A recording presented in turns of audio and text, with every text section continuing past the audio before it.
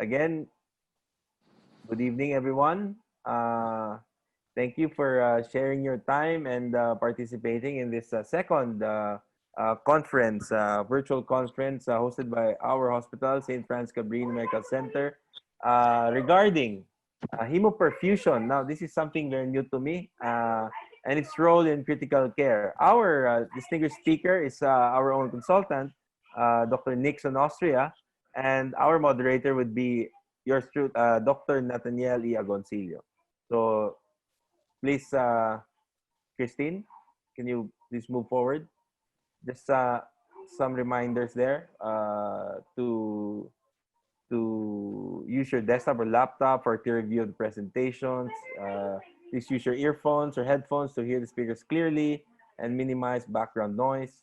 Please mute your audio and turn off your video so as not to interrupt the speakers during discussions. But the video, you can keep your video on, I guess.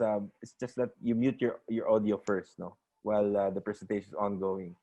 If you have questions about presentations, you can post them anytime at the chat box. But we will have a formal open forum, a question and answer portion at the end of the presentation. And oh, no audio. Can you hear me? Can anyone hear me? I can hear you.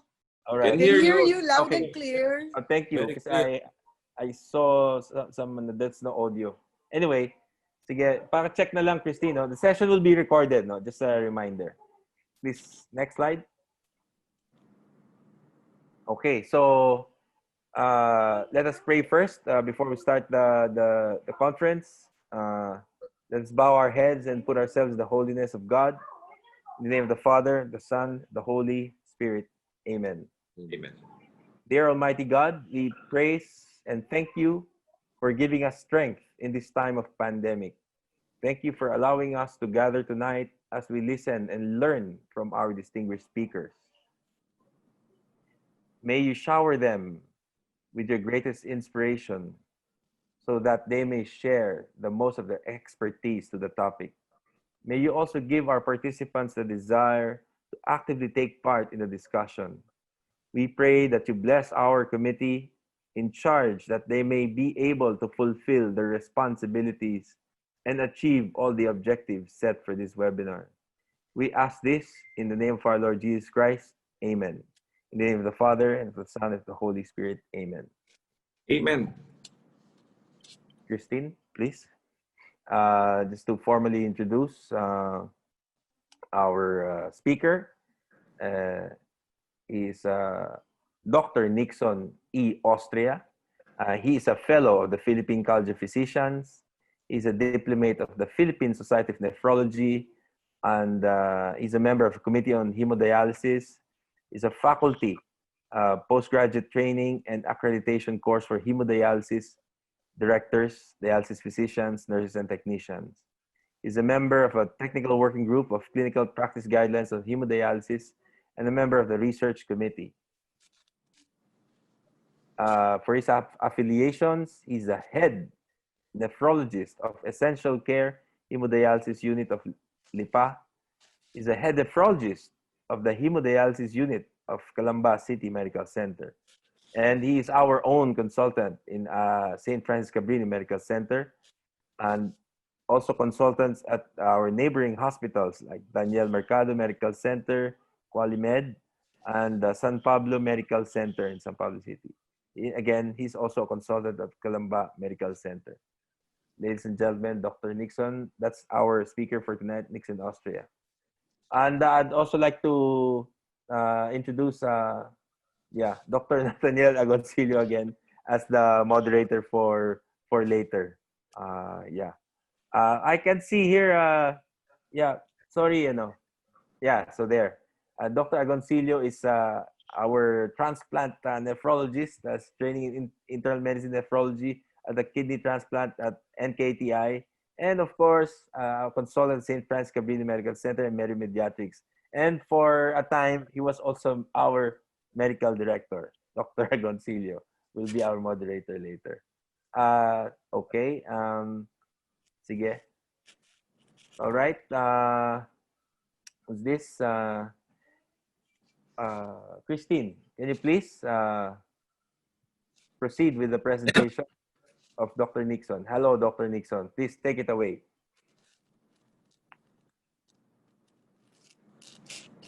Dr. Nickson. Good afternoon, I'm Nickson, Austria, and I'm here to discuss a relatively new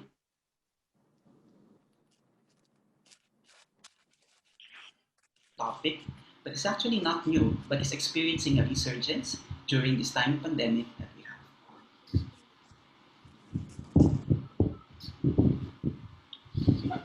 So I was tasked to discuss the clinical utility of hemoperfusion amongst patients who are critically ill, with a particular focus on COVID. So here are my disclosures. For our objectives, first we will briefly discuss the different modalities of blood purification. Next, we will review the pathophysiologic basis of hemoperfusion. Next, we will appraise the evidence on the clinical use of this modality.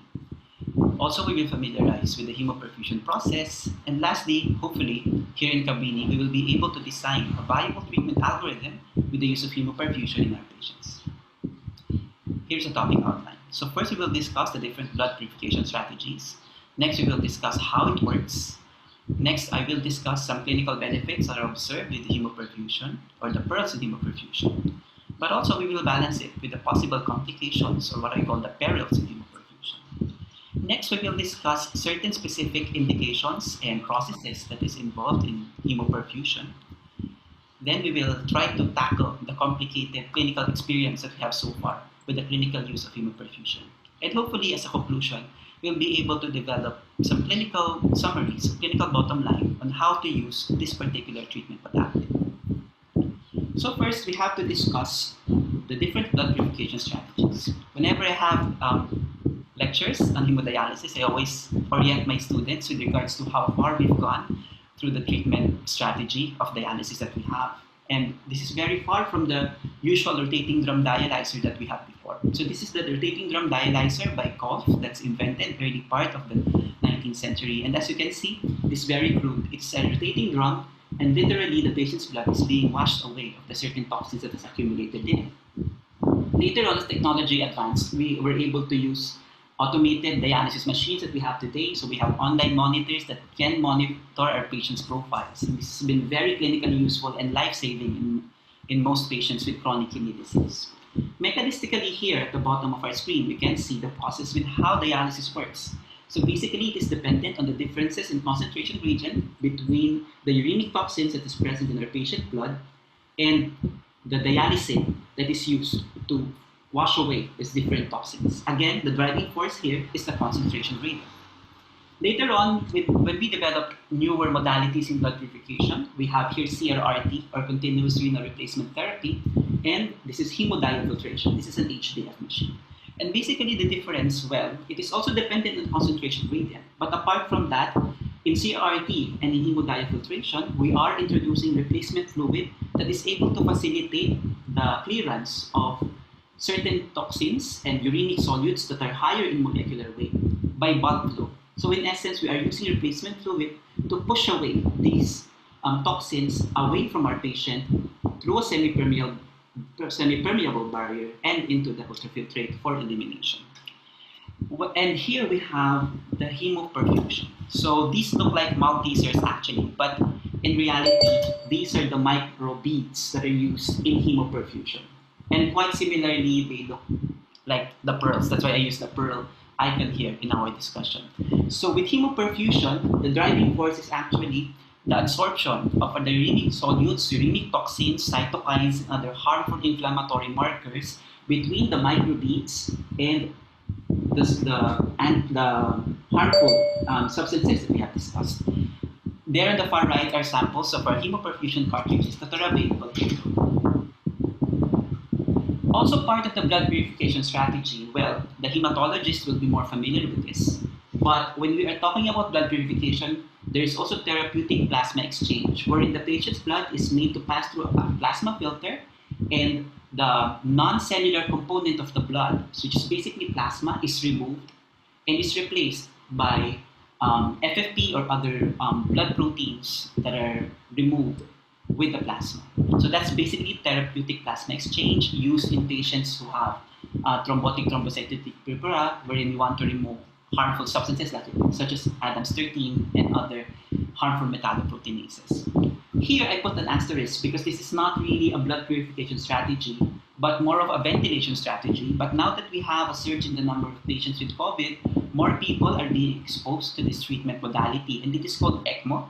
So we have extracorporeal membrane oxygenation. So here we have oxygen that is blended and put into a centrifugal pump and is being perfused into the patient's blood so as to improve the oxygen capacity of our blood so it can support the critical organs. Not strictly a blood purification process, but also in current use with COVID.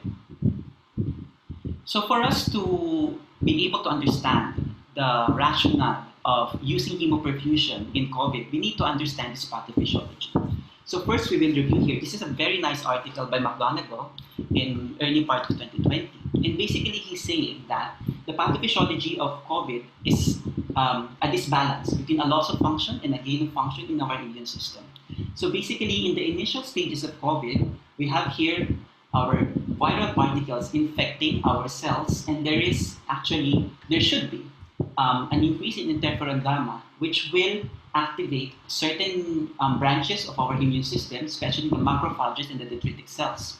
So if the immune system is able to tackle the COVID adequately, this innate immune process, which involves cytotoxic T cells and natural killer cells and macrophages and dendritic cells, will be able to contain the viral particles via induced apoptosis. Now, this becomes a problem when the initial innate immune response is not enough to clear the virus, and the virus actually overwhelms the immune system, therefore activating the macrophage even further and stimulating a release of a lot of inflammatory cytokines such as IL-1 alpha, IL-1 beta, IL-6, and again TNF. In this case, there is a gain of function of our immune system, leading to a cytokine storm that further stimulates inflammation and tissue damage. When we speak of tissue damage, we have here, basically, this is COVID pneumonia. So one of the earliest manifestations of COVID in terms of pneumonia is an upregulation of our harmful cytokines, or harmful inflammatory markers, which activate the macrophages and neutrophils. It also impairs collagen synthesis. And there are some data that shows that this also impairs endothelial function, leading to microthrombosis or sometimes even disseminated thrombosis amongst patients. Right here in letter C, in our last image, we can see how IL-6 in particular, or interleukin-6, released by the macrophages, induces a faulty repair response of our type 2 pneumocyte. And this is very important in terms of resolution of ARDS. That is one of the major causes of mortality amongst patients who have COVID-19. So as you can see here, the immune system, a dysregulated immune system, is central to the pathophysiology of COVID-19. So having discussed that, we have certain clinical caveats. Number one, severe COVID is a form of macrophage activation syndrome. It is described as a secondary HLH by some experts. In severe COVID also, there is a failure of the primary or the innate immune system mediated viral clearance. If this happens, much of the pathology involves the cytokine storm mediated by the hyperinflammation. As a consequence of that failure of clearance of the viral particles and infected cells, the inflammatory markers and mediators actually develop a cytokine storm, and they are crucial in terms of surrogate measures of disease severity and resolution. So here we have ferritin, we have IL-6, we have TNF-alpha, we have CRP, LDH, and D-dimer, amongst the many markers of inflammation and disease severity and resolution that we can monitor in our patients. Next, a balance between the loss of function and the gain of function, as I said earlier, of the body's immune defense is central to its pathophysiology. Therefore, having known this, we have to understand that the timing of intervention is crucial, and that the cytokine-related interventions, if we have a way to control this cytokine storm, then maybe we will be able to provide better clinical outcomes to our patients. For our next topic on the hemoperfusion and how it works, this is basically a representation of how it's done. So we have here our blood with the urinic solutes, or in this case, inflammatory cytokines such as IL-6. And we have here the hemoperfusion beads that covalently link to the inflammatory cytokines and effectively eliminate them from our patient's blood. This is another representation, but this one is in a series because this patient is having hemoperfusion and hemodialysis at the same time. And that is recommended amongst patients who develop AKI. Again, this is a repeat of our image before. This only emphasizes the importance of the resin beads that are used in the removal of our cytokines. So basically, hemoperfusion is an interaction between sorbent and target molecule. It uses biocompatible sorbents such as polymixed impregnated hemoperfusion cartridges, the Osiris, the Cytosorb, the HA330, and the MG350 hemoperfusion cartridges. The last two are the ones that are locally available in our setting. Now, having this rapid surge in COVID-19 in our pandemic, the US FDA in April has approved the use of hemoperfusion cartridges for compassionate use in COVID. Now we will discuss the clinical benefits that are observed in a lot of series of case reports that's involved in COVID. So here we have a report by Vardajani, and here he has an experience of an elderly male who developed severe pneumonia from COVID. And this patient was treated with hemoperfusion. As you can see here, the inflammatory markers of that patient are stabilized. Here is the baseline, and we have certain immune markers after 4 sessions of hemoperfusion. For this patient, he used continuous renal replacement therapy. So you can see CRP, ESR, fibrinogen. Procalcitonin does not drop as much, mainly because this is a reflection of bacterial load and not really of viral infection. We have D-dimer, LDH, IL-6. All inflammatory markers were reduced drastically with 4 sessions of hemoperfusion. The WBC profile did not show as much change. The creatinine also improved because this is a CRRT and so with POM. So what can we deduce from this clinical report that was given to us by Vardajani? Basically, there is an improvement in peripheral SATs amongst patients who were hemoperfused. There were also improvements in the PaO2 FiO2 ratio and earlier liberation from mechanical ventilation. Even the radiologic infiltrates, as you can see here, before hemoperfusion and after hemoperfusion actually improved by a lot. There is less need for those who did not need mechanical ventilation, who are on high flow O2. There is less need for invasive mechanical ventilation or intubation. So they were able to go by with just pronation and high flow O2. There are also certain reports by Colaneri, and with regards to liver function, he measured it with regards to bilirubin levels, aminases, and other markers of liver function. And there's a multitude of studies already that are telling us that renal function improves with hemoperfusion. Also, for our cardiology friends, you should note that there is better hemodynamic status and less inotropic support in patients. And there's a faster transitioning out from the ICU. So whenever we review these pearls, it appears like hemoperfusion is able to lower the levels of our inflammatory markers and is able to provide improvement in organ function of our patients who are hemoperfused.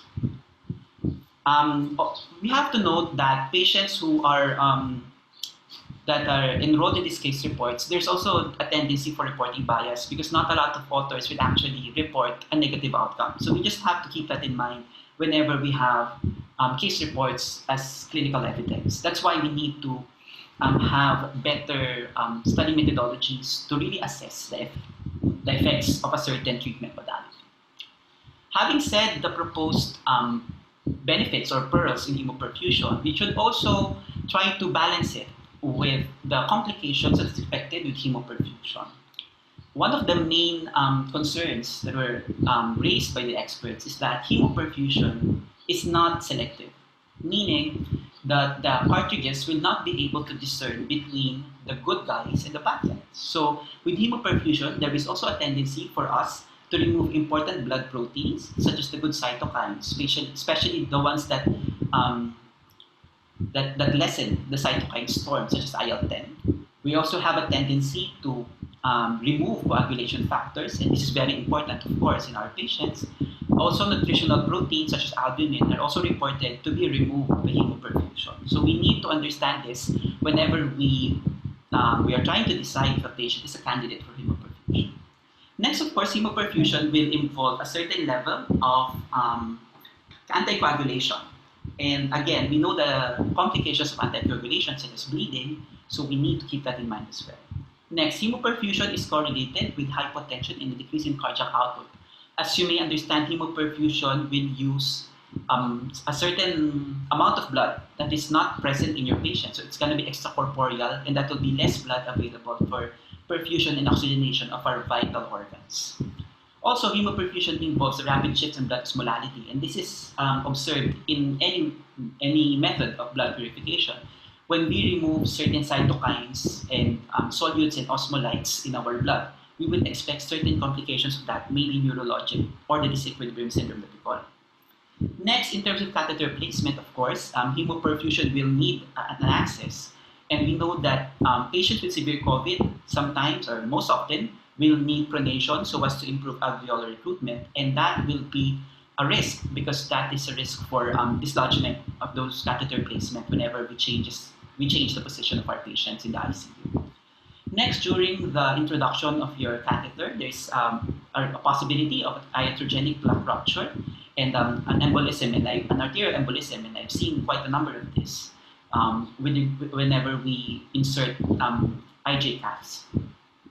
Also, whenever we are dealing with blood purification processes, we must keep in mind that since it is not selective, it is also affecting the kinetics of the different medications that we're using, such as antivirals, immunomodulators, antibiotics, and sedatives. So the blood levels of these agents may be lower because of the hemoperfusion that is removing some of these molecules or agents that we're using. And of course, the last is the cost. Hemoperfusion is a relatively new modality, and the cartridges themselves are not cheap. I don't know if I'm at liberty to mention the amount of it here, but needless to say, hemoperfusion cartridges are quite expensive. So when we discuss the perils and perils of hemoperfusion, one of the central idea in it is that we need to know when to strike, or we need to know when to modulate the immune system.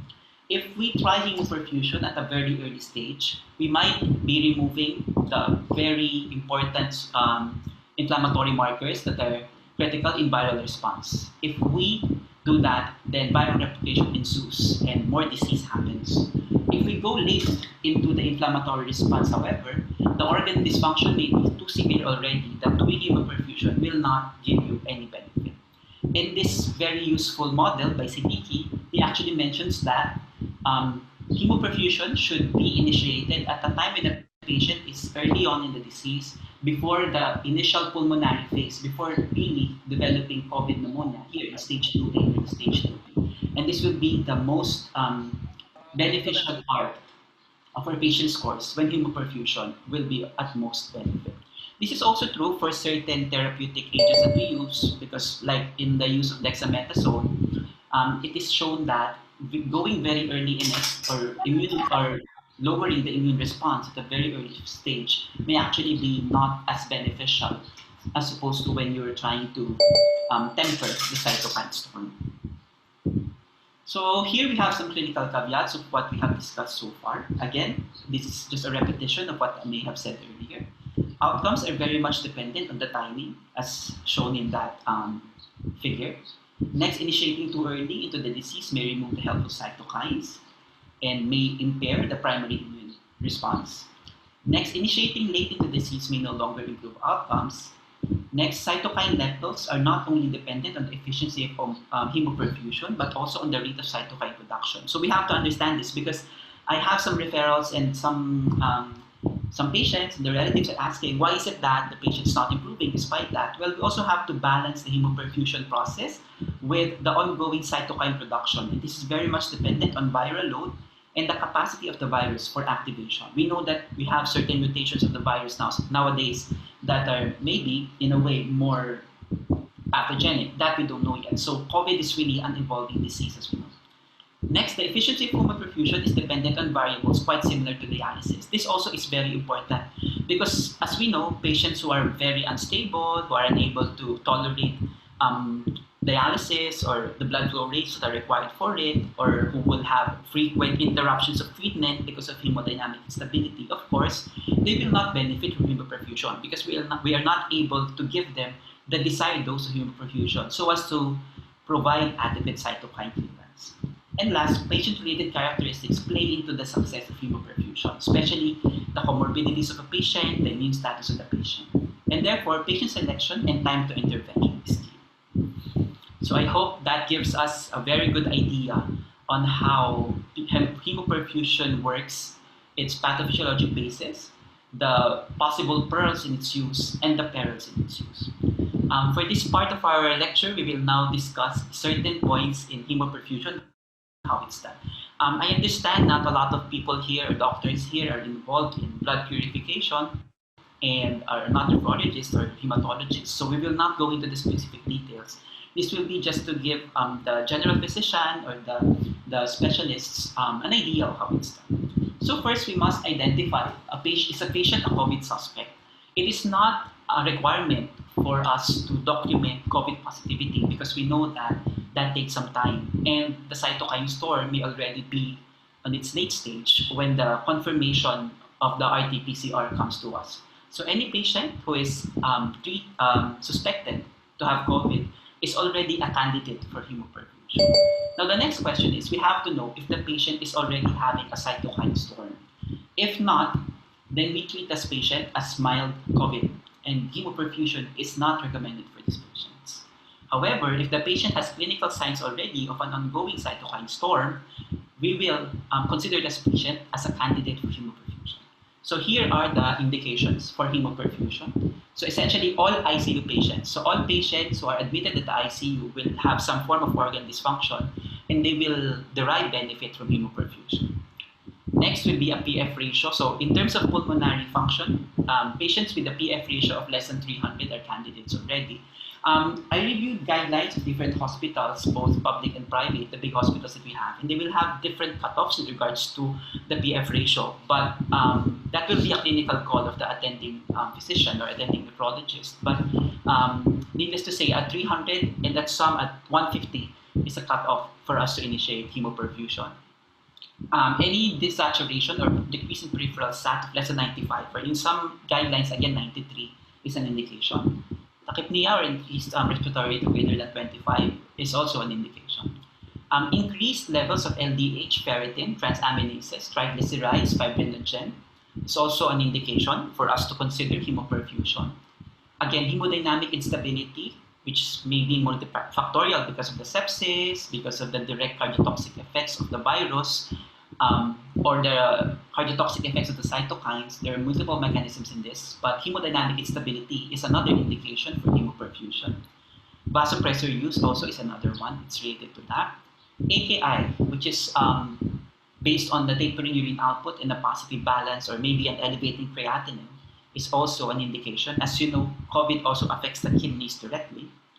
ARDS and chest X-ray, so this should be bilateral diffuse infiltrates, or an increase in infiltrates of greater than 50% in 24 hours is an indication again. Again, the PF ratio is discussed.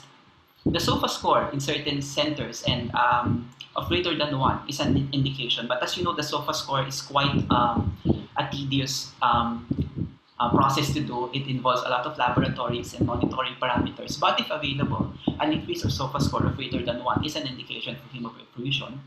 And the last will be high levels of biomarkers such as IL-6. I am yet to see a result of IL-6 IL-6 of a patient, but in like in the study that I quoted before by Vardajani, it is a useful marker of inflammation, and any elevated IL-6 is an indication for hemoperfusion, along with other inflammatory cytokines. I think this is available in St. Luke's, but I haven't seen one yet in any of our centers here. Now, having said that, there are also contraindications to the use of hemoperfusion. So then being one, any pre-existing advanced medical disease with a life expectancy of less than 1 month. So this is basically a pragmatic approach of inpatients. Next, if treatment is deemed clinically futile, patient has some GCS3, is very unstable, well, the risks will outweigh the benefits, so they're no longer recommended. Patients who had a stroke with poor functional status, this is an issue with regards to quality of life, and if there's no much improvement in it, then there's perhaps no benefit in doing hemoperfusion. Patients who had an arrest, because we know that the disease may be very severe already, they may have multiple organ failure, so that in itself is a contraindication to hemoperfusion. Malignancy of greater than stage 3 or advanced malignancy is a contraindication with hemoperfusion, along of course with advanced care directives from the family. If they are DNR, then there will be no benefit in doing that. Coagulation is an issue, but this is still a soft contraindication to my opinion, because some centers will proceed with hemoperfusion even if they have these types of coagulation problems. So some say that coagulation problems such as very low platelet counts, less than 20,000, or history of heparin-induced thrombocytopenia is a contraindication. But as we will discuss later, we will see that even patients who have active bleeding can have hemoperfusion and will actually be just using the plain NSS flushing that we're also using as an anticoagulation strategy in dialysis. Next, the inability to insert a vascular access, of course, for any reason is a contraindication because hemoperfusion will need an access and we can't do it without one. Last, any pre-existing contraindication to extracorporeal therapy. So these are known allergies to the biocompatible products supposedly that we are using for our patient. So if a patient has anaphylactic reaction to these certain components that we have here, then we cannot do hemoperfusion for such patients. So this is a picture of our nurses in one of my hospitals, and this is the hemoperfusion cartridge to use in my patient. So basically, it's not that complicated. So how do we go by hemoperfusion? So now we go by how it's done. So first, we need to insert a vascular access, ideally a triple lumen, because most patients who are severely ill will need inotropes, and this needs to be inserted into right interventricular catheter. That's because the right RJ is directly above the right atrium, and that is the ideal catheter tip placement for our patient. It should be at least a French 11 size. And I have seen some vascular surgeons who would prefer to use femcath in patients who have COVID because that lessens the risk of them acquiring the disease. Well, that's okay as long as we use a femcath that should be long enough, that should be greater than 20 centimeters. Next, we should decide whether hemoperfusion is the strategy versus hemoperfusion with renal replacement therapy. And when I say renal replacement therapy, we can do CRRT, we can do dialysis, we can do hemodiafiltration together with hemoperfusion. And that's basically because hemoperfusion is installed in series before the dialyzer. So as you can see here, this is the hemoperfusion cartridge, and here it's not, here is the dialyzer holder. So it's actually placed in series before the dialyzer. So you can do perfusion and dialysis both at the same time. In terms of anticoagulation, again, there's a lot of protocol variations with this, but generally, we prime the perfusion cartridge with 5,000 units of heparin.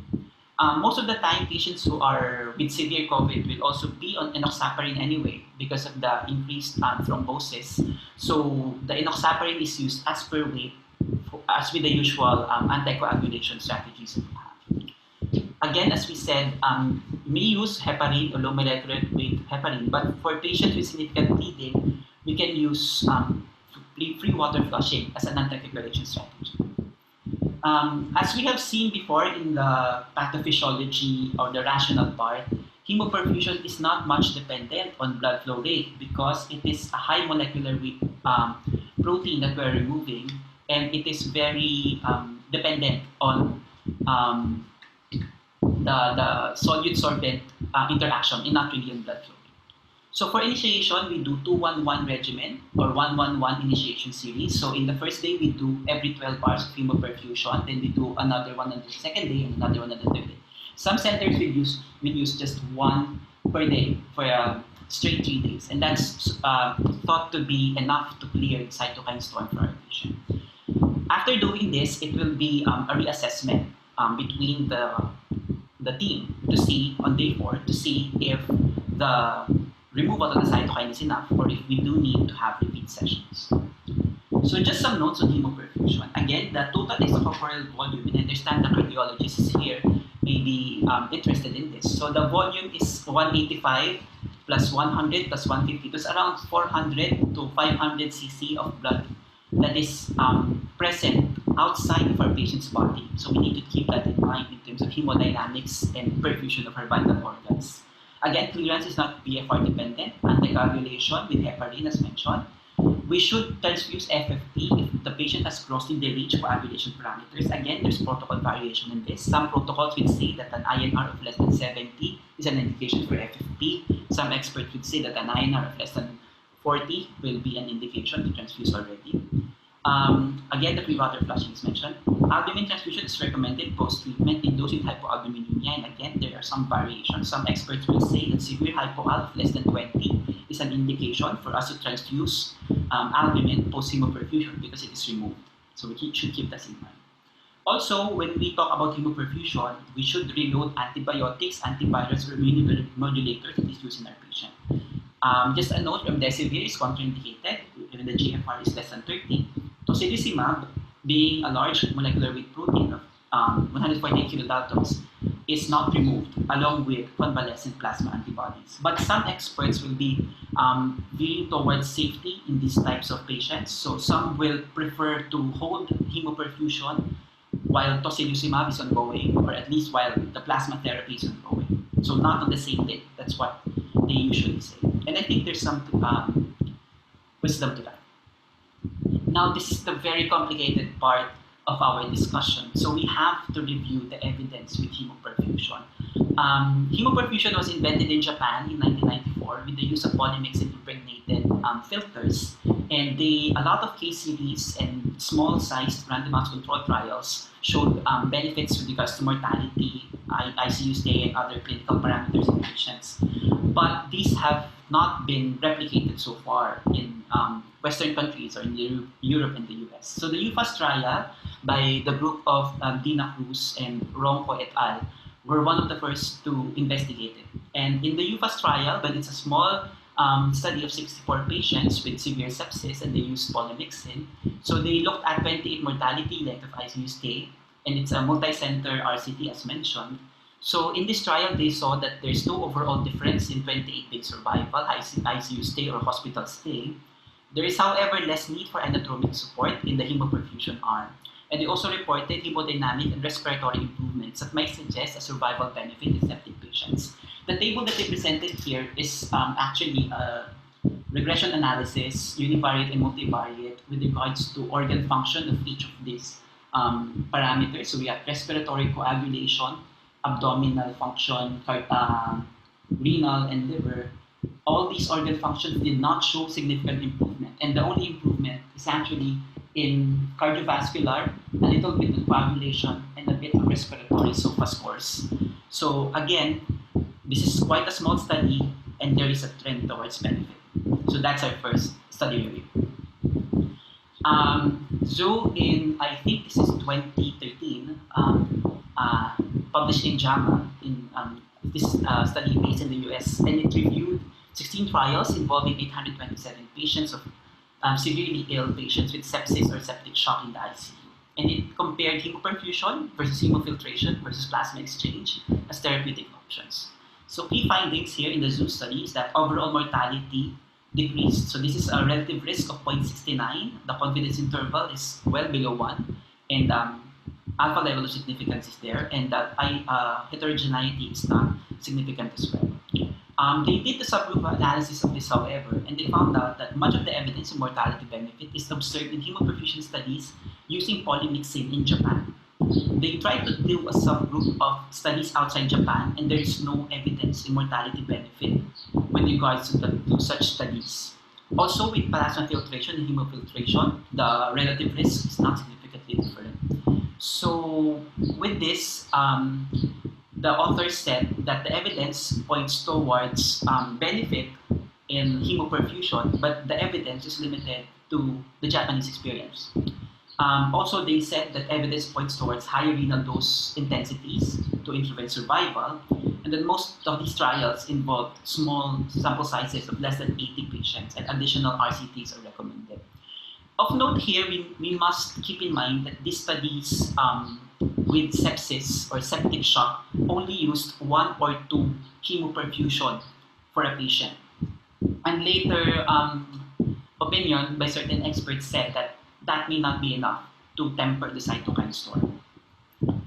Here is another meta-analysis, and this is a more recent one by Terayama, but this one focused on hemoperfusion alone and its benefit. So here we have 7 randomized control trials, and again, there's an overall trend towards risk reduction in terms of mortality. However, there's significant heterogeneity here, and it involved the 2 conflicting studies. We will actually discuss, well, the UFAS is already here, and we discussed the UFAS earlier by Cruz et al. But there's also a French study, the Cabrini study, which showed no clear benefit with regards to the use of hemoperfusion. So again, they also observed the findings of the earlier meta-analysis that much of the data is actually limited in Japan. And they actually raised the question of, is it because of the local techniques in Japan, or is it an adequacy issue of how many cartridges should we use? So those are the findings of the study. Again, as mentioned, it only used 1 cycle of hemoperfusion, and evidence leads towards the use of polymyxin filters. There were no significant differences, however, in terms of adverse events, and their conclusion was that, based on low-quality evidence, the therapeutic use of polymyxin hemoperfusion may be recommended conditionally for patients who are septic or patients who are high risk of deaths. Also, they say that more randomized control trials are recommended.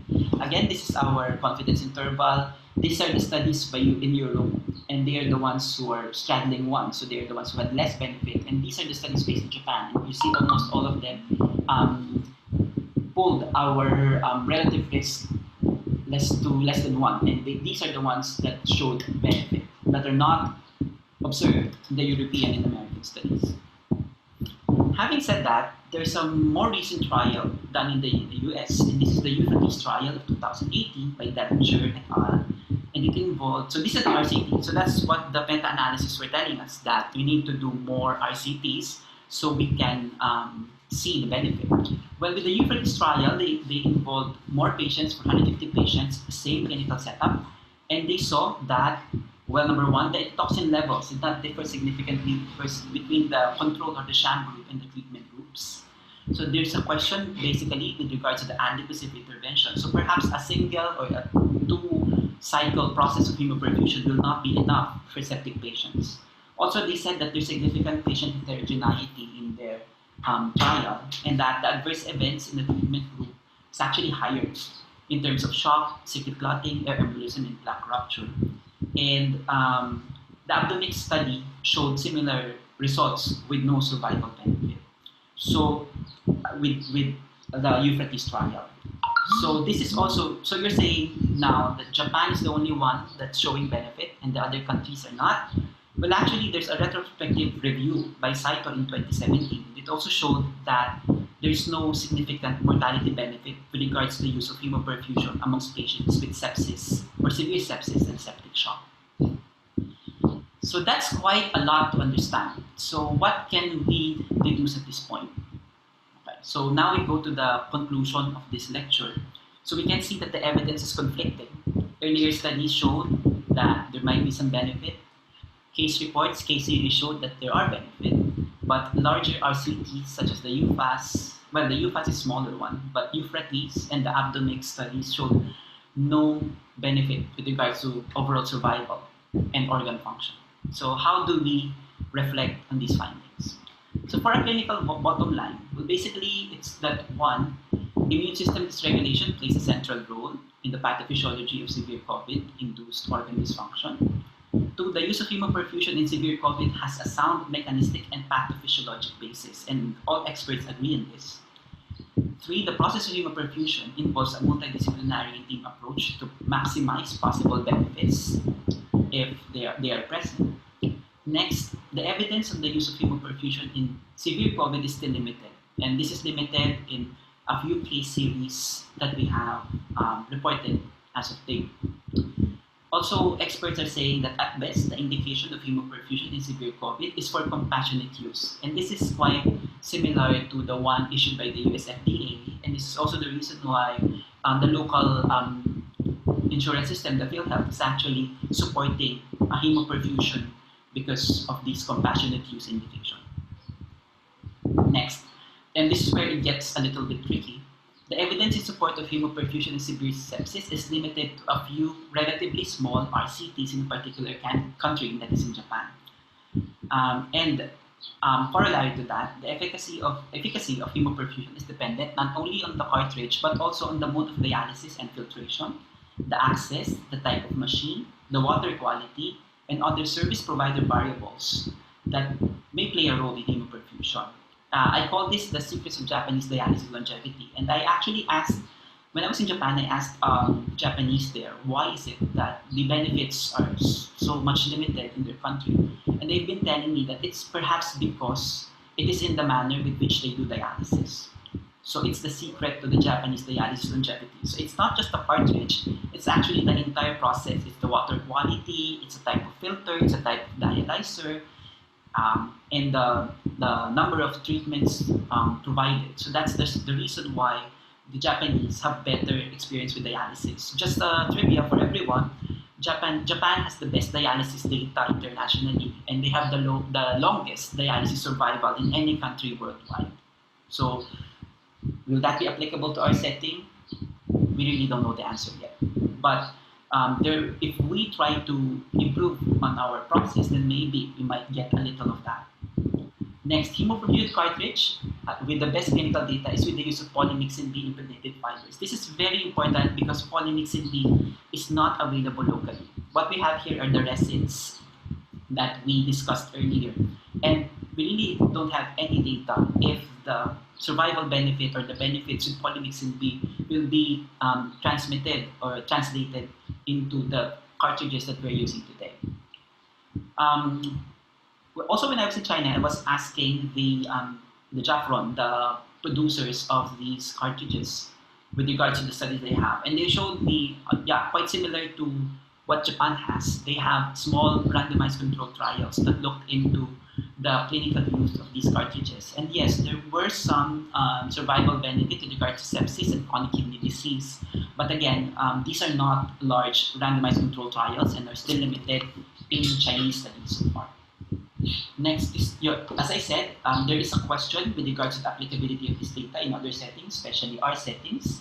And the locally available cartridges have some small RCTs in China as evidence. So it is not yet known if these cartridges will be effective in our patients.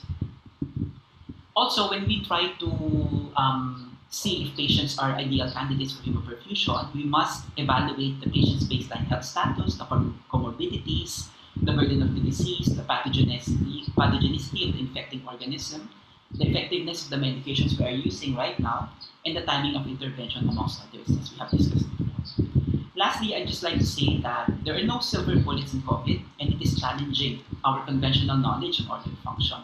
Hence, the plan to proceed with hemoperfusion is a shared decision between the primary physician, the multidisciplinary specialist team that we have, and the patient or the surrogate decision makers, because in COVID we know that most patients will not be able to be present for us whenever we do make the decisions. So having said that, yes, hemoperfusion is a promising treatment modality in COVID. The basis for it is basically pathophysiologic. There is some evidence pointing towards clinical benefit, and that is proven in some case series, but we are yet to see larger randomized controlled trials to prove this clinical efficiency or efficacy. But as we know, when we are dealing with diseases that are poorly understood, the threshold for initiation or for using them will be much lower, as we are searching still for that silver bullet for us to win this war against COVID. So that's it. This is our last slide. Thank you for your kind attention. Right now, we will be entertaining questions through our chat box and through our interface. Thank you. Thank you very much. Thank you very much, Nickson. Thank you. Ang bilis mo, ha? Ang galing, andiyan ka na kagad. Yes, sir. Yeah, I think ang galing mo, no? You've been presenting and you're very actively answering questions in the chat box at the same time. Kasi actually, nandito pala si Sir Hadif. Diyos ko, galing-galing na yun sa... Yeah, I mean, Dahil nga ako bigla sinasagot ko siya, but yeah. Can you introduce, is Dr. Muhammad Hanif? I don't... Ano namin, sir, sa ano yan? Can I mention the company? Basta, yan ang aming favorite referan. Ani nga, kasi si Hanif, sa tanong ng tanong. Dapat alam niya na yan. Si Mr. Hanif. Yeah. Can everybody please, I mean, if you can, I mean, please show your turn on your videos. Ano ba to? I cannot open.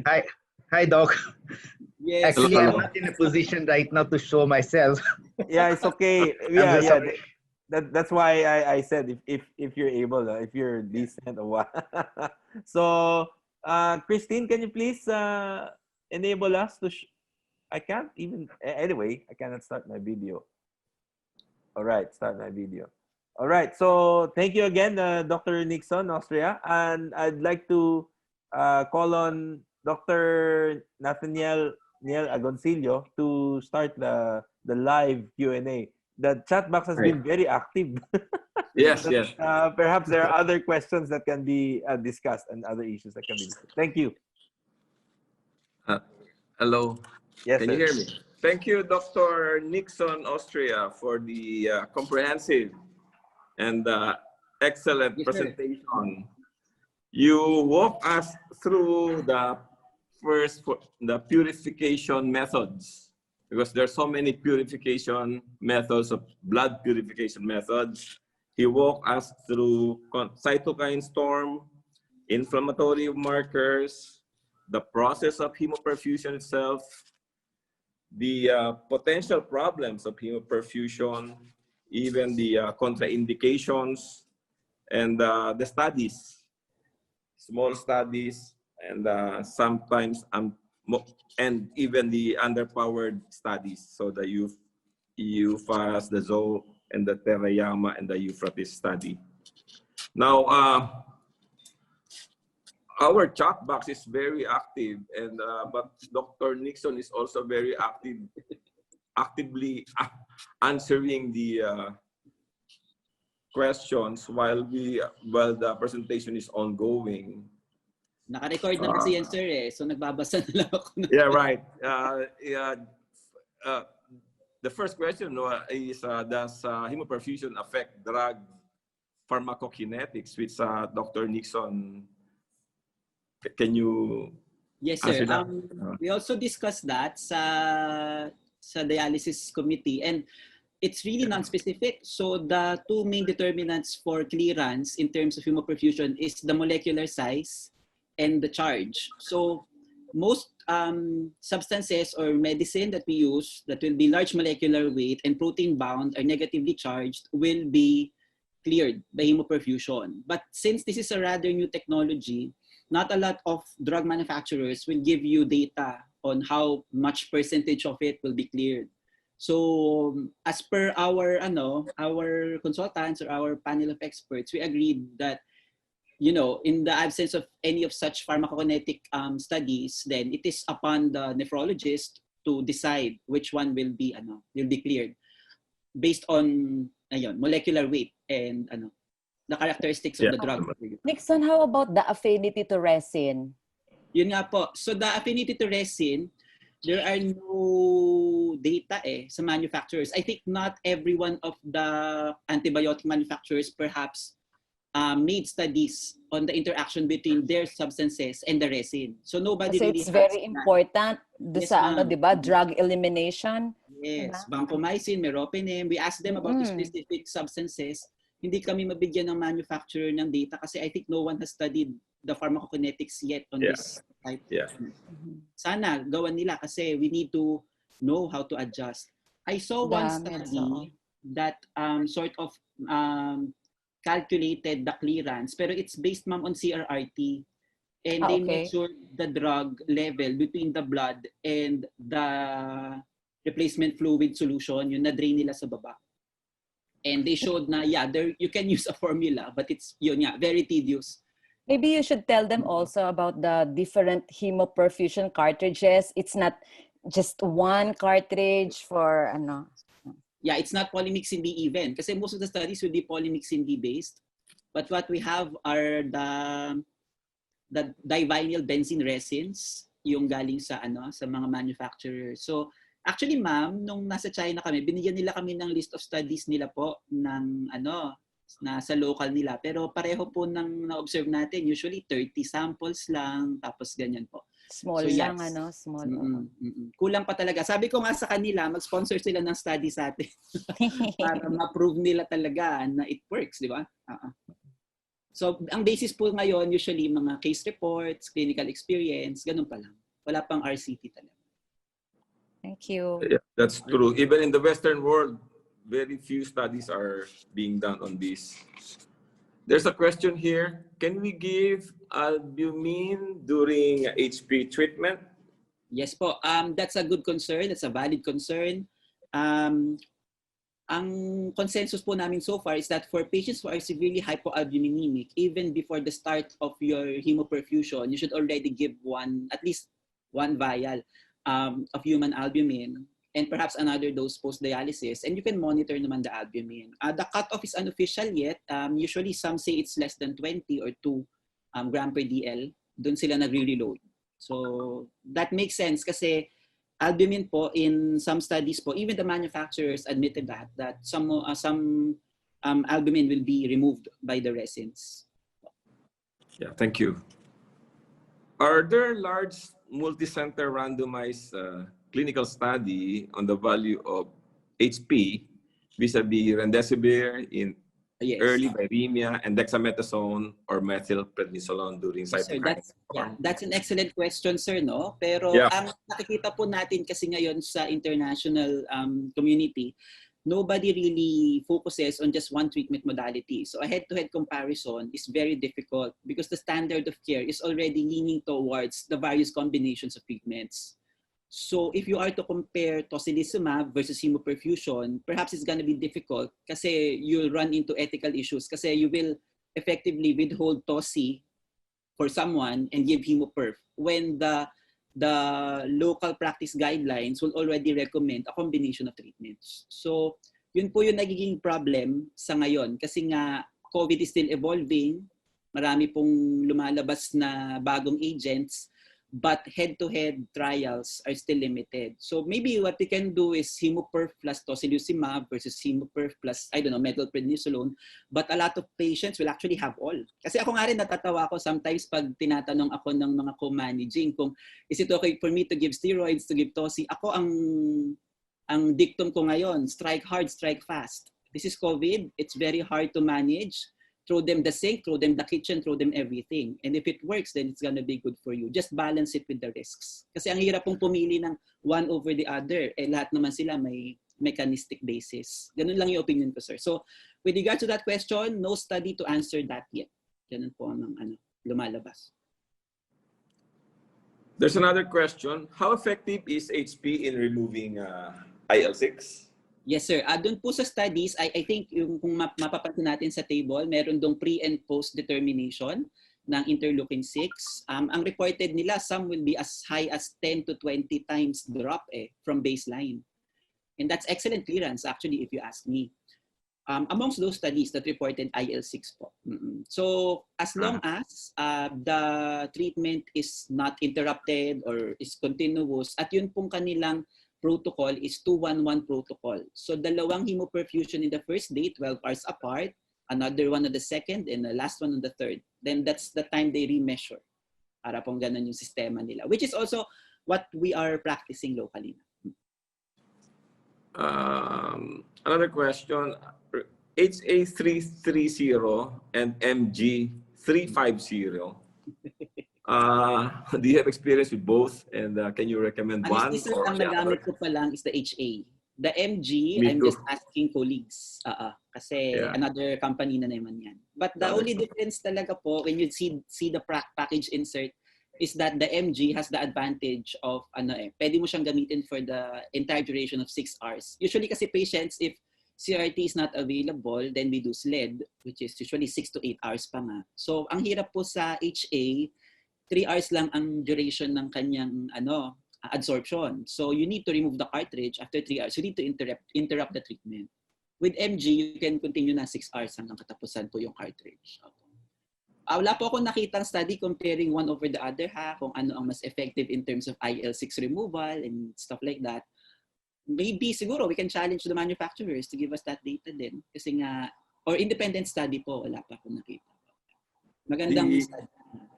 The flow of the discussion is showing us that this modality of treatment is still in the infant stage, and we need more studies to support the use of this blood purification technique, hemoperfusion. By the way, for the information of our participants, we are touching on HA330, but the hemoperfusion cartridges has so many uses aside from sepsis, COVID. It can, of course, a different resin. It can be used for hepatic failure, also for hyperbilirubinemia, even for poisoning and uremia. Another question, Dr. Nickson. Given that HP have far more disadvantage over steroids, should it not be reserved for those cases not responding to the acceptable treatment for early stage cytokine surge? Parang, sir, I don't know if I can answer that question kasi I really don't have the data to answer that. But parang sa practice po, ganun na nangyayari. Kasi usually naman, not everyone will go ahead with hemoperfusion at the onset. So when you see a patient with COVID, severe symptoms, mas madali kasi talaga magbigay ng dexamethasone, mag-high dose steroids, and then they'll monitor the effect. And then eventually recommend for hemoperfusion. It's really an open question po as of now.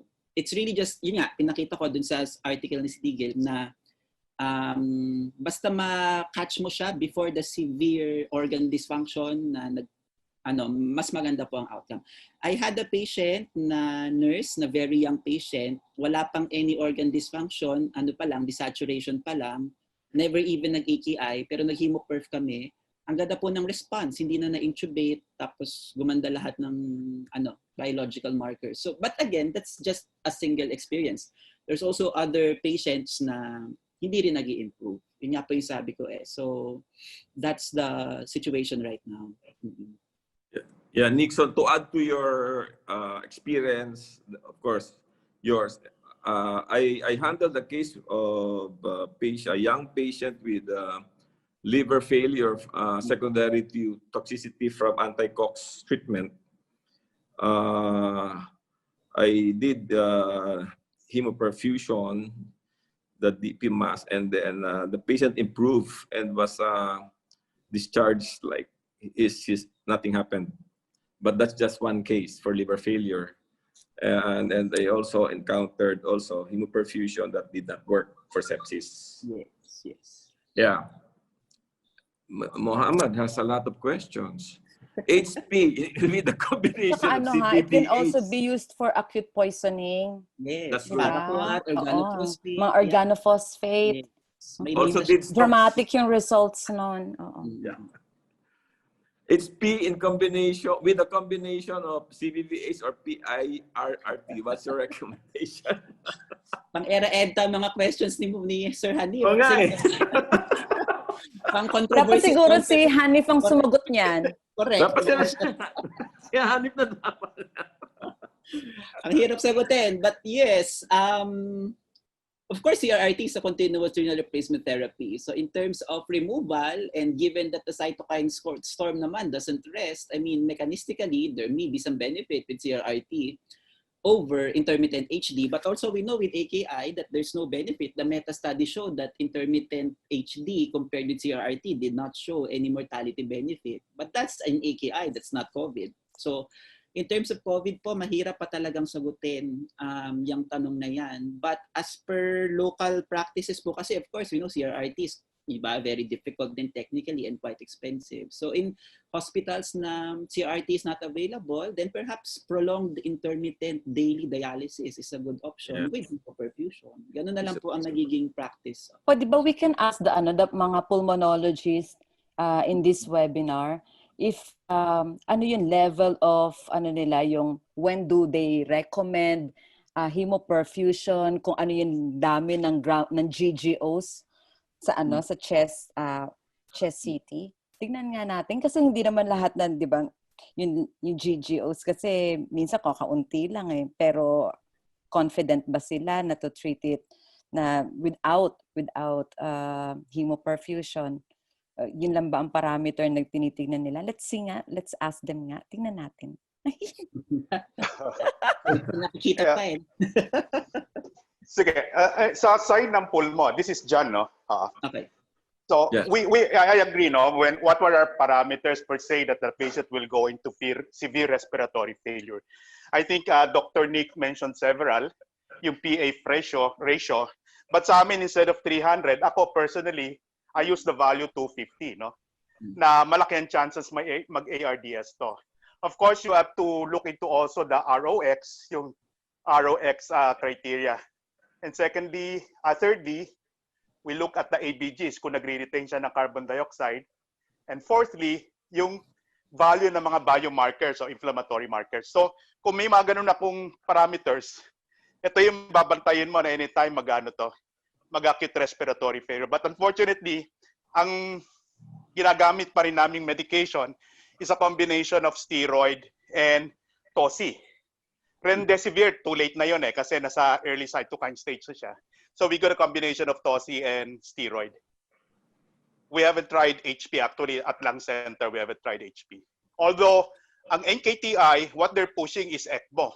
They're not pushing for the HP. I don't know why.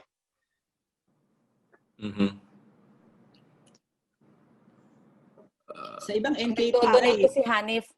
oo nga. From Hanif. Binigyan ng ECMO si Hanif. From Mr. Hanif. What is the PSN recommendation?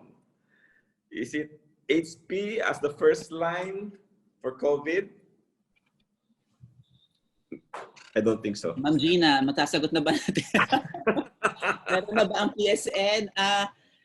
The research committee po, with Dr. Vimar Luz and Aya Afaga, we have an ongoing study. Pero ano pa lang siya,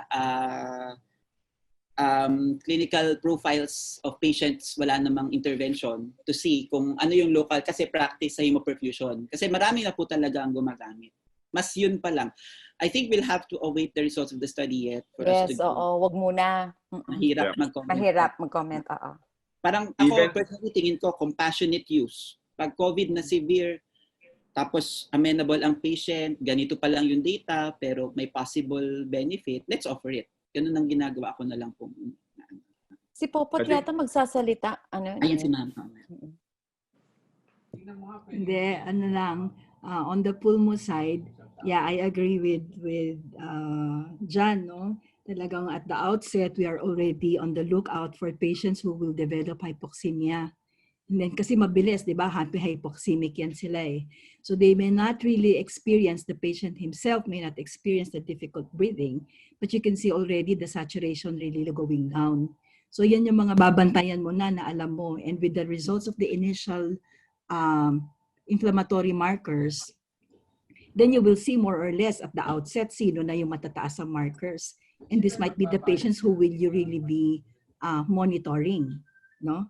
So every day, no? Sometimes there will be times when you need to repeat the X-ray right away in 24 hours. Ulitin mo na. No? And then you will see, more or less mararamdaman mo kung sino yung pasyenteng papangit. Okay? And then at the time that you see that they're already in the pulmonary phase of the illness, then baka this will be the time that you will do hemoperfusion. Then we call it the nephrologist. Okay? We don't call them late. No, we call them early so that they would also know when really is the right time to do the HP. So that's all guided by ABG, ROX index, the X-ray, and the inflammatory markers. And of course, the overall clinical condition of the patient. Ako naman may question lang. Ang question ko is, do you need to repeat the markers only after the completion of the HP? Or in between, you can already get markers to see whether what you're doing is effective? Okay, ma'am. Ako, ma'am, and sa may articles ko nakita, kasi tinignan ko na lang, ma'am, yung half-life or yung gaano kabilis yung response ng markers. With ferritin, maganda po siya for diagnosis kasi nga it's released with the phagocytosis of your red blood cells. So sa initial, kung talagang may cytokine storm na, most of the time the ferritin is high. But the problem with ferritin is mas mabagal po siyang bumaba. Right. We have colleagues that use the LDH kasi mas mabilis siyang mag-reflect dun sa changes ng cytokine level. So ako, ma'am, hindi pa ako nag-uulit in between. Konti pa lang naman din ang na-hemoperf ko. But ang ginagawa ko, ma'am, after, that's the time na I do the LDH. Pero not the ferritin na nga kasi matagal siyang bumagsak eh. So mas LDH po. Dr. Nick, how about interleukin-6 as a single parameter to document? May IL-6 eh. Ideally, maganda. Kasi if you can see the case reports, 4 days po ang drop ng interleukin, mga 26 times.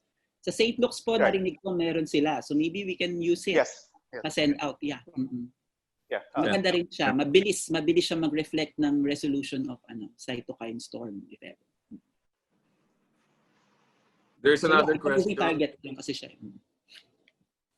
What is the recommended protocol for hemoperfusion with or without hemodialysis in relation to COVID patients? Quite similar, sir. So, so kung hemoperfusion na ang purpose lang po is for cytokine storm or clearance of your inflammatory markers, it's still done in a 2-1-1. There are some centers like in PGH actually, we do 1-1-1 na lang eh. Kasi nga, I don't know if it's a cost issue. But usually po, 3 days po ng hemoperfusion pa rin ang recommended. Kasi even without AKI, I've done that. I did hemoperfusion alone without dialysis kasi okay pa ang kidney eh. Ganun po ang ginagawa. Pagka naman po may acute kidney injury, tas may indication rin for dialysis, we just do it in 3 days. So pareho lang ng dialysis, nasa unahan lang si hemoperfusion, then the dialyzer will be in the circuit after the hemoperfusion. Yes. Except di ko nakuha yun. Bakit 1-1-1 yung ginagawa sa PG? Tinanong ko sila dyan, sabi nila, they feel like mare-remove na rin naman daw yung inflammatory levels with 1 cycle on the first day. I still have to see the basis of that. Sa iba po kasi, 2-1-1 talaga sila. 2-1-1. Yes. Meron lang ibang opinion yung mga natin. From Hanif, have you experienced using HP with ECMO? I wish we have ECMO. Walang ECMO. Walang may ECMO dito. I wish we have it. Yes. But that's the pinnacle of the blood purification treatment modality, if you have the ECMO. If I may, si Ma'am Karen, yung pedya natin. I think NKTI, NKTI have 3 ECMOs. Lung Center has 2. PGH has 1. Niloan namin yung sa NKTI. Ginamit namin kay Ma'am Karen yung pedya. Heart center ba meron? Parang meron yata heart center din. Parang global meron din. Sure. So I wish CRRT din sana. From the Nepro. Ayan, nag-o-offer na CRRT plus ECMO. Meron na siya. Tayo na. Yun na. Sinabi ko nga kay Harf yan eh. Sabi ko sa kanya na yung mga boss are here in the webinar. Sabi ko baka ma-convince niya makakakuha ng CRRT machine. Bedside dialysis ICU. Listen. From Hanif, I recommend you may have new CRRT machine which can do removal of CO2 so you don't need ECMO, which is more expensive. We'll discuss that. We can discuss that. I'm very much interested in in the discussions and the machines. All of these are, in time, we do not know. Maybe we will have all these things also with us. Especially transplant hospital tayo. Because with the new CRT machine, Doc, it's not only limited for CRT procedures. It can do CO2 removal. It can also do bilirubin perfusion. So if you have a liver failure patients, you can do also liver enzymes removal. And also you can do plasma exchange. Because you see, one machine can perform a multiple task already. So basically your investment is not limited only for CVVH or CVVHD or CVVHDF only. You have a multiple therapies already. And how much is that new CRRT machine, Hanif? Okay. Yes. We are selling right now from 1 million to 1.5 million. Depends on the case-to-case basis. Okay. Number one. Number two, the kits. Yeah, the kits are a little expensive now, but the life of the kit is much better than before, because in the past, the life of the kit is about 6 hours or 8 hours or 10 hours. Then you have to change again. But now the new CRT machine, the new CRT kit is designed in such a way that the extracorporeal volume is only very limited to 150 ml. So the clotting is limited. Okay. And you can extend filter life for about 48 hours, sometimes to 72 hours. So it's more cost effective as compared to in the past. So 1 million to 1.5 million. Yeah. Dr. Malen. I'm genuinely interested because I'm also that's not very heavy on the pocket. Yeah, Magiging referral center tayo niyan. Pupuntahan tayo ng mga lahat ng critically ill sa region sa atin yan. Yeah, good investment yan. Yeah, it's a good investment. And from all sides. We can give a payment schedule, so you don't need to pay immediately. Ayan na. Parang Because in the south, I think you will be the first one. Yes. Sa region tayo lang may ganyan. That's right. Oo. Because in the north we already have, but in the south we don't have. Does it need special what's this? A preparation? I mean, the training and to prepare the environment. I mean, okay. The machine doesn't require any river RO system. Okay, so without the RO system is there. Okay, number one. Number two, now the technology is very advanced, very advanced. It's a software basis. So if you know how to use iPhone and if you know how to use smartphone, you can learn online. That is so easy. I'm very interested because of the mga bilirubin. I'm also liver surgeon by that's great. So yeah, we've been talking about there's dialysis for renal replacement therapy for kidney failure, but for liver failure you don't have anything unless you transplant. No, it depends on the reason for liver failure. But yeah, this is all new to me. Yeah, thank you. Yeah, actually I started this procedure in Makati Med 4 or 5 years ago, and now it's doing a lot. Global doing a lot, Quezon City doing a lot, NKTI doing a lot. Other hospitals started doing it already. Yeah. From Michael, there are 2 RCTs by Zhao Huang that show that HP decreased mortality.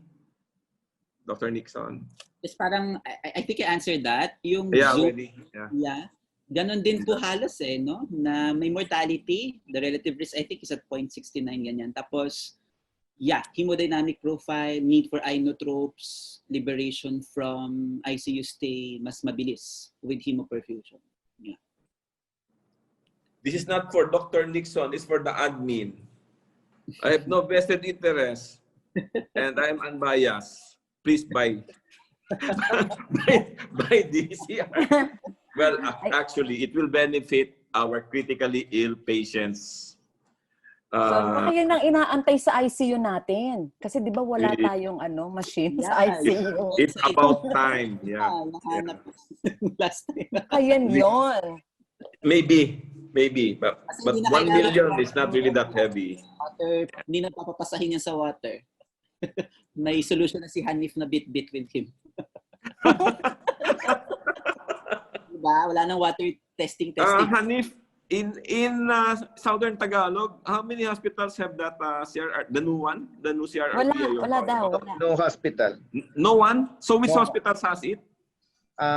In Manila, Metro Manila, Asian Hospital, St. Louis QC, St. Louis Global, NKTI, Philippine Heart Center, they just recently signed a contract, so we are going to do it with them. PGH, Manila Doctors. What else? So this is in all Manila, Metro Manila. In Visayas, we only have in TMC Iloilo. In the south, we just have the DOH hospital, Dr. Jose in San Fernando. I forget the complete name. Yeah, so they just got through the bidding. And Veterans Memorial Medical Center. Can it be used for poisoning, organophosphate? Yes. It can? Yes, yeah, it can. So the applications are very wide. Yeah, very wide. So liver, renal. Yeah. And if you are doing some cardiac procedure, then definitely the cardiologist will definitely go for CRT procedures.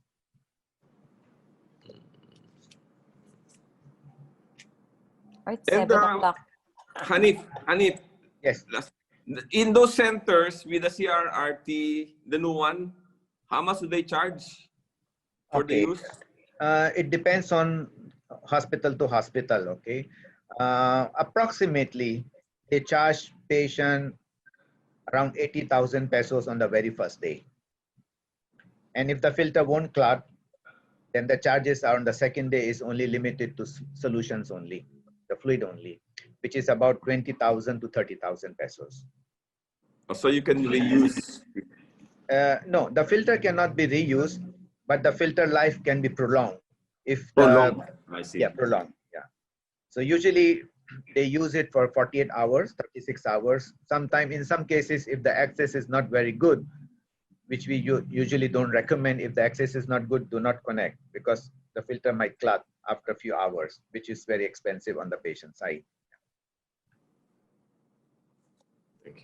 Thank you. And the training is very easy. Yeah. We usually conduct the training for 1 hour or 2 hours, and the nurse can do everything.